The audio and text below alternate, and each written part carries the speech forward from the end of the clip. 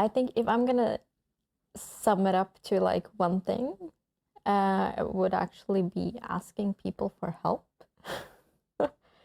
I've had many challenges that I've been through, but uh, when I look back at them, I see that the one thing that's common for all of them is that what might have helped me through it earlier, or what actually got me through it, is the fact that I took the step and asked someone for help. And sometimes I didn't really do it myself. I was more asked by people around me to look at them as a source of getting me out of the challenges that I had, or being a source of relief for whatever it was that I was going through.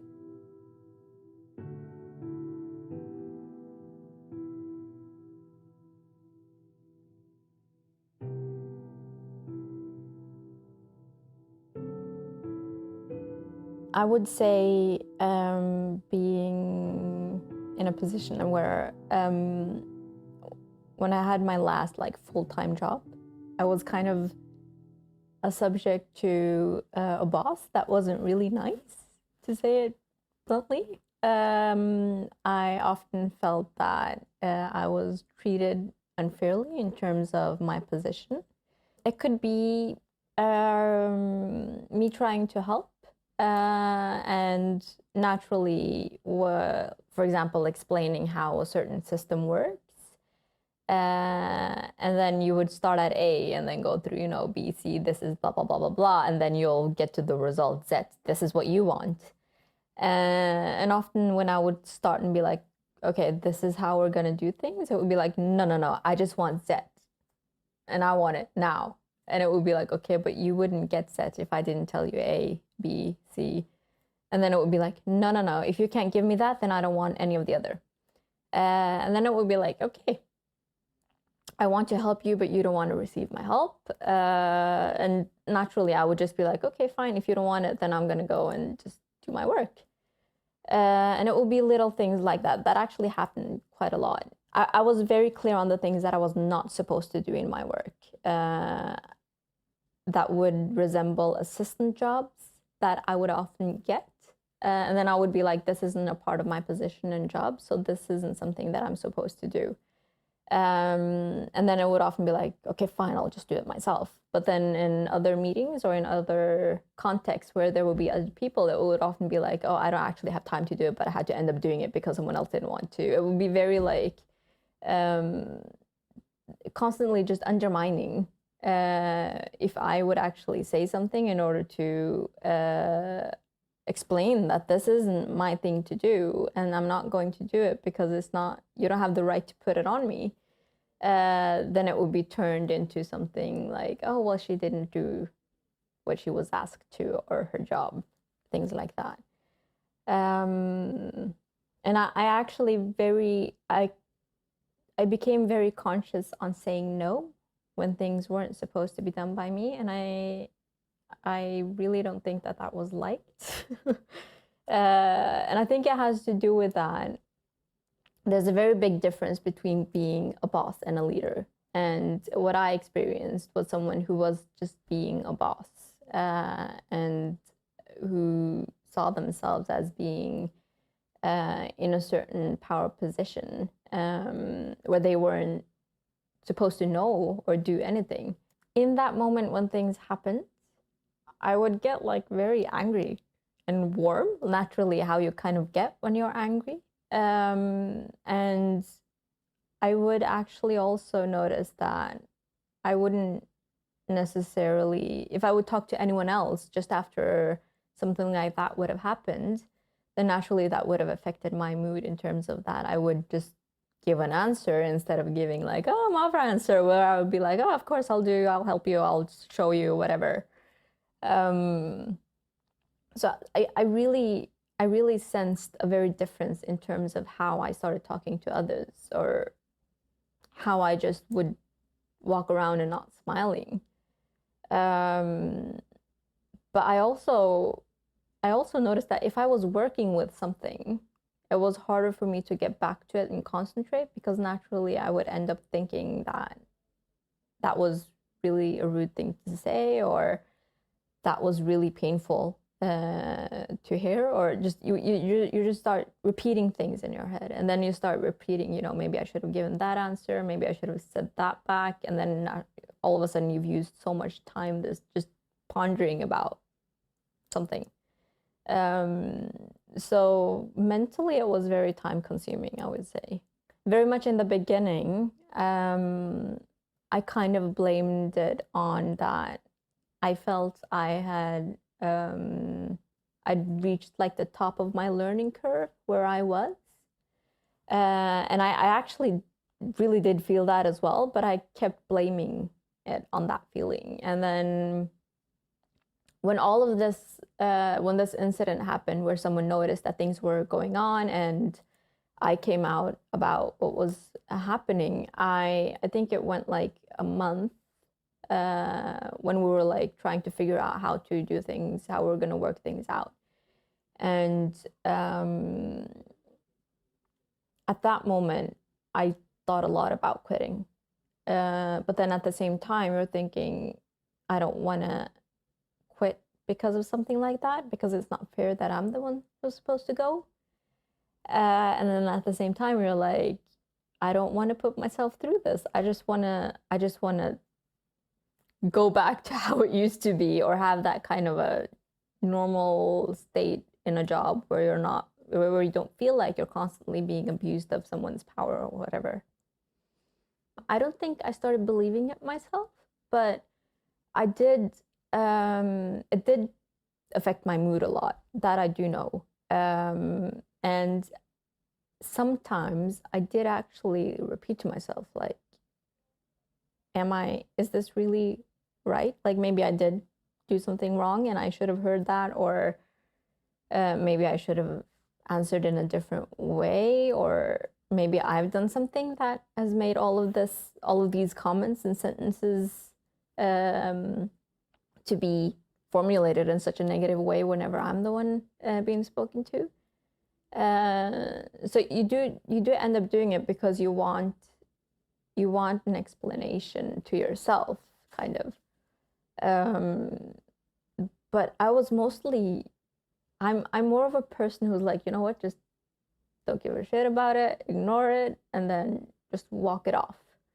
And that was what I was doing, but I didn't know that it was emotionally affecting me, but not very much that much on my self-esteem, because if it would have affected my self-esteem, I don't think I would have been able to say no whenever there were certain things that wasn't supposed to be on my table.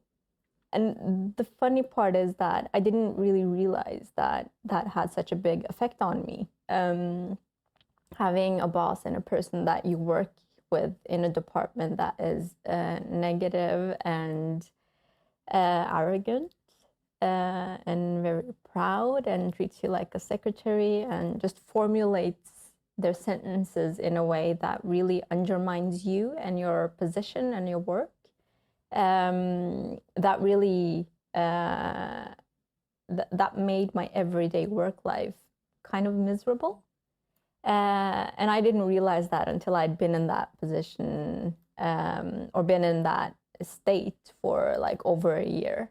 And it was more people around me that started noticing that, okay, you're not the same jolly person that you always are. And I didn't really do anything about it. I would often, if I would get like comments or things that would do something with my mood, I would just sit there and be like, you know what, just let it pass. Don't make a big deal out of it. Just do your work, and then you've done what you're supposed to do, and that's enough. So that was a very big challenge for me, because I did come to a point where I realized that, okay, this isn't how it should be when you're working somewhere, and this isn't how anyone should be treated by their coworkers or bosses. And I didn't actually realize it before I was on a vacation with a friend of mine from Malaysia, and we were on this really gorgeous beach in the Sabah region, and I wasn't really able to enjoy it. And that was just knowing myself and how I love to travel and see new things and stuff, I knew that if I'm not able to sit here and enjoy the scenery around me right now, there's something really wrong. And it was the whole past 12 months that was building up this kind of negative, I don't know, something inside of me that really changed my mood, and it changed who I was, basically.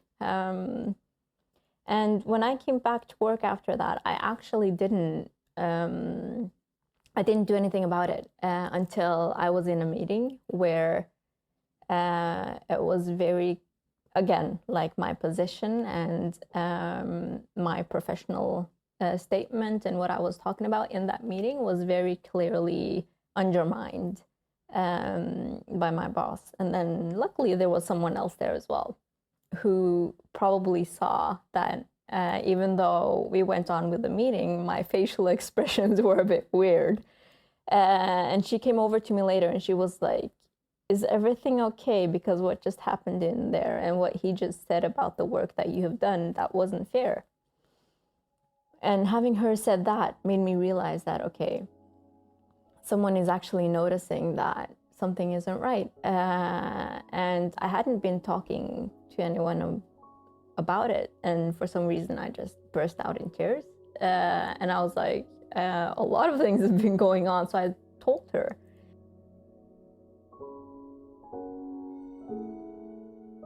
I told her that I was being treated unfairly.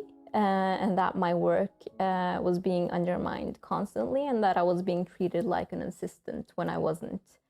And I told her how it felt inside and how I'd been just letting it go all the time. It was painful because in one aspect, you're trying to formulate yourself so that she would actually understand what it is I'm trying to say. And you want to use the right words and you want them to really get the entire aspect of what it is that I'm trying to explain, but you're also choked on your own tears. And you're also kind of going through the whole idea of I'm actually telling someone this for the first time now. So it's the fact that you're also scared that you're so vulnerable to someone that you just have a work relationship with. It was really scary.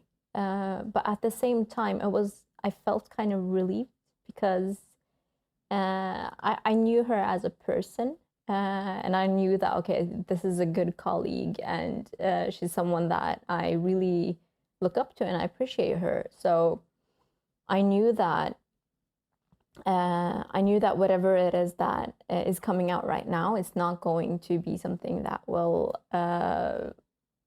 be a rumor. It's not going to be something that will just pass. I knew that she would do something about it if I wanted her to.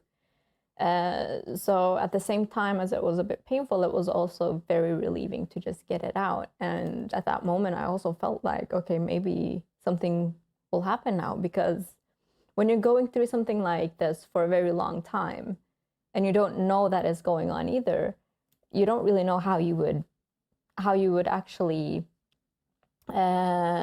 approach it, or who you would talk to about it, or how you would talk to about it, or what rights you have or what rights you don't have, etc. So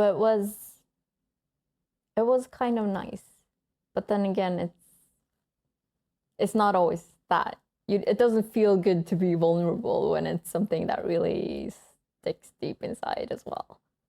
This colleague of mine actually, she helped me to see basically what options I had in order to really do something about it. And I ended up contacting the HR department, and I basically kind of had the same conversation with them where I just told them everything. And then they were like, okay, we need to take this through a process that is the natural HR department process that you would go through. And naturally, I had to confront my boss as well. And I think what was very, I mean, he is a very nice person, but I think it's just that I didn't feel it because of the way I was being treated. It was very teary. I'm a very sensitive person and I cry a lot. So naturally, I was in a meeting with him and the HR department, and I started crying when we were talking about things. But I did come out and I said that I feel that I'm being treated unfairly, and I feel like some of the things you say really, it kind of really puts me in a really difficult position sometimes, and it really undermines me and my existence in terms of my role here at this work.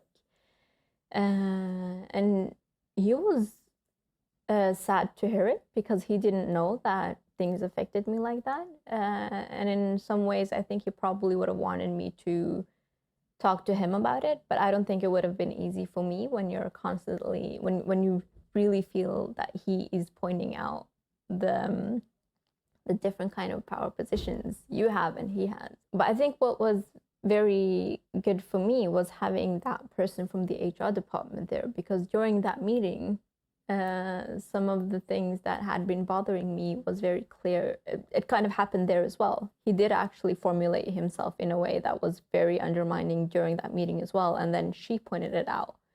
And then that was like, I thought maybe this would be an epiphany for him, but it wasn't. But it was very clear that was a part of his personality. And as it was a part of his personality, I kind of understood that this isn't going to be easy to change as a part of it, if it's a part of your behavior, because then it's a bit easier.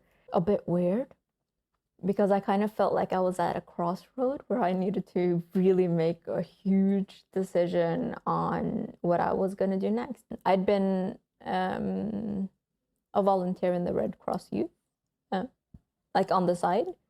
Next to my work, and I'd been a board member in the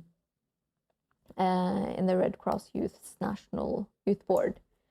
At the same time, I had actually applied for the youth president position. It was me, and then it was another girl that was also running for the youth president. So it did become like one of those elections where you have to choose like either one or another.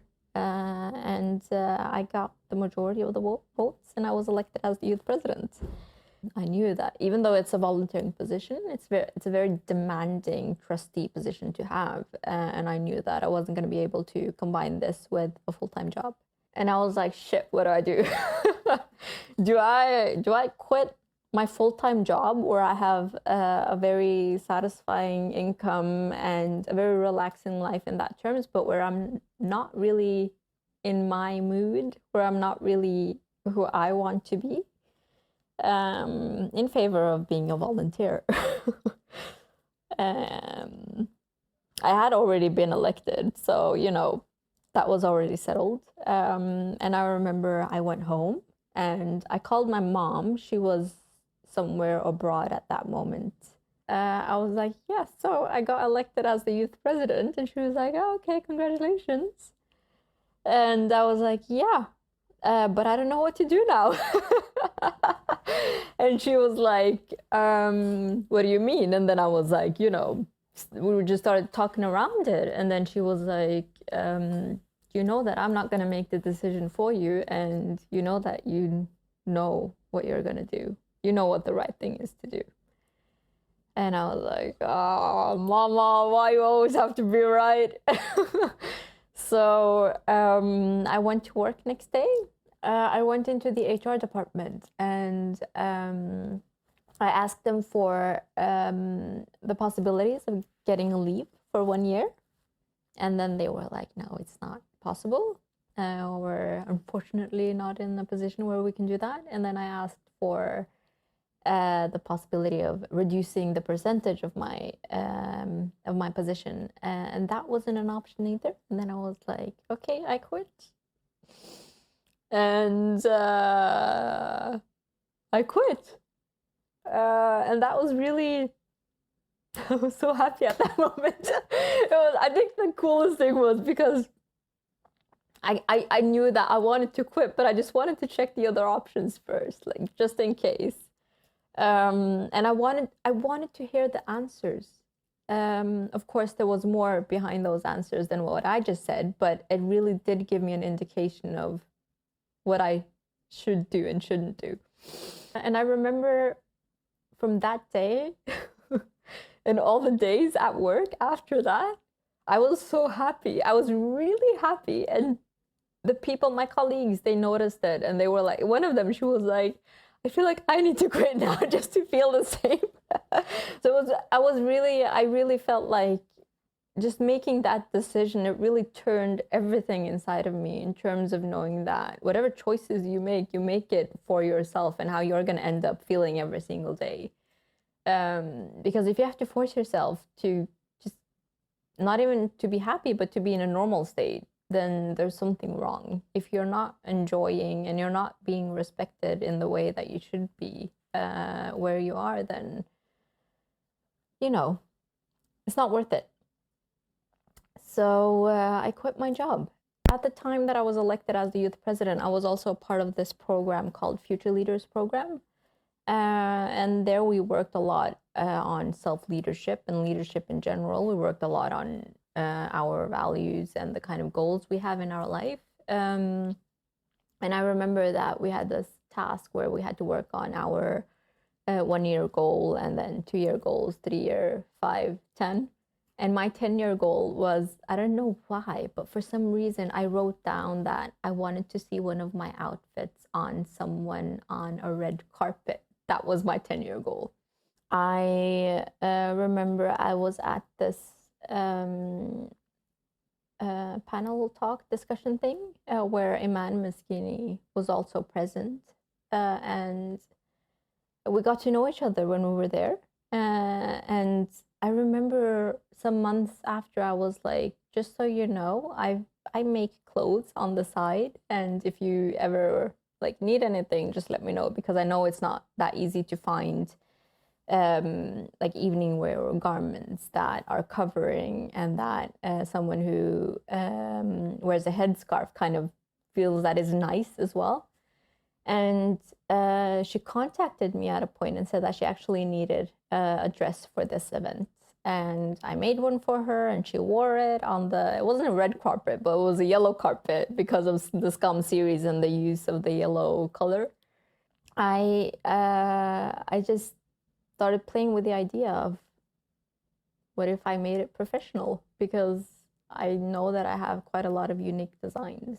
And then I made that choice and started really mending on the idea of how am I going to do this now? And that's when it really started. I've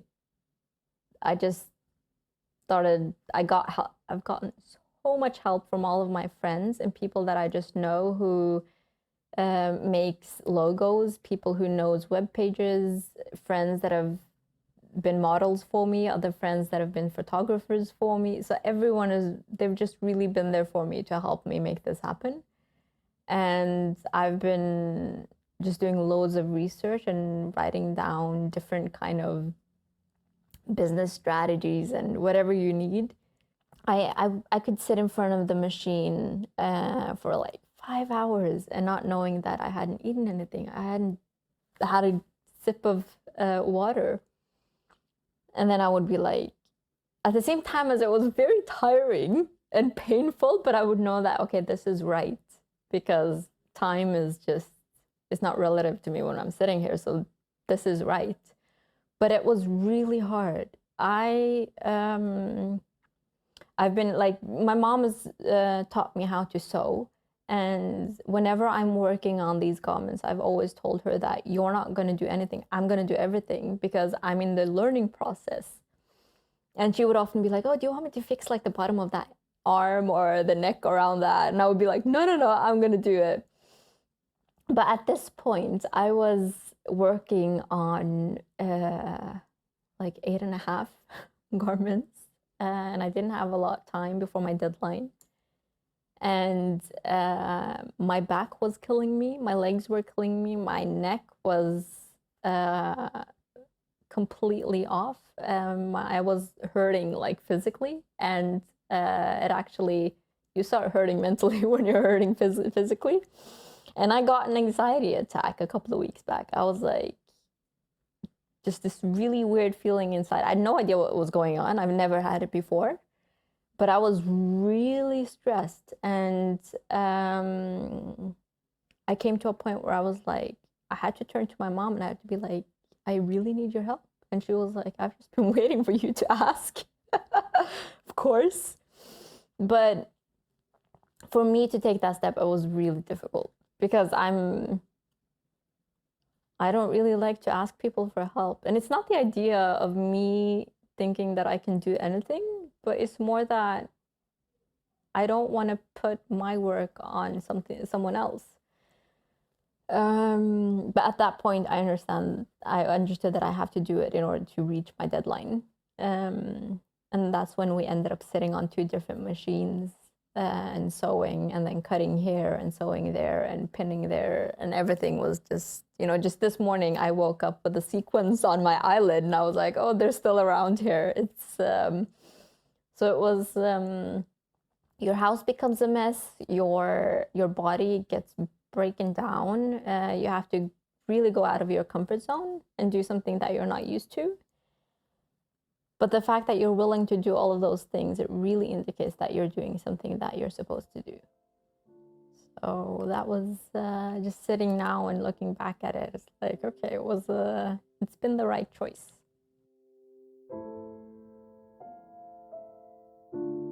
I would probably advise them to, whenever any situation would occur where they were in that exact situation where they felt like, okay, someone is treating me like this or whatever, I would recommend them to actually write down the date and time and what was said.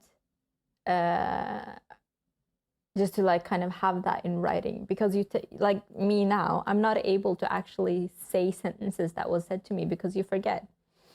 And that would really help in terms of identifying what is it with this sentence that actually undermines me, or what is it that puts me off. And it's easier to also point back to it if it's something you want to refer to when you're in a position where you're talking to an HR person or department. I would really recommend that if you're in a position where you have a boss or someone else who's really undermining you, to talk to them and just be open about how you feel when they're saying things in a certain way, just to make them aware of that. You're actually doing this to me. And in some aspects, I think that would actually help, because I think a lot of people, they're not aware of how they're treating others unless you actually tell them how you feel. But if it wouldn't help, I would definitely tell them to go to the HR department. And if you don't already know your rights, ask them what your rights are. And just trust that they will take you through a process where something will hopefully get better. But I think it's very important in all of this to just remember, who are you and who do you want to be? Because in my circumstance, if this whole thing with the youth presidency and the Red Cross didn't happen, I do think about, would I actually quit my job or wouldn't I? And I like to think that I would, but I don't know if I would have, if I wouldn't have another option, another really amazing thing waiting for me. So I think it's very important to just kind of think of, are you who you want to be or not? And if you're not, then there's no point in being where you are. And other than that, I just, don't look at it as a sign of weakness if you ask people for help. Don't look at it as you're putting work on them, because sometimes, every time, I would say, it actually strengthens your bond with other people. And the best thing is that you'll always get the option and the possibility to give that help back in some way or another. I'm a very big fan of reflecting, and I know a lot of people don't do it.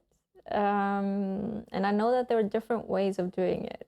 But I would, this is really weird, I would probably tell people, go and sit in front of the mirror and just talk to yourself and see what comes out, because you might get really surprised. And often when you end up talking to yourself, you see where you are in life.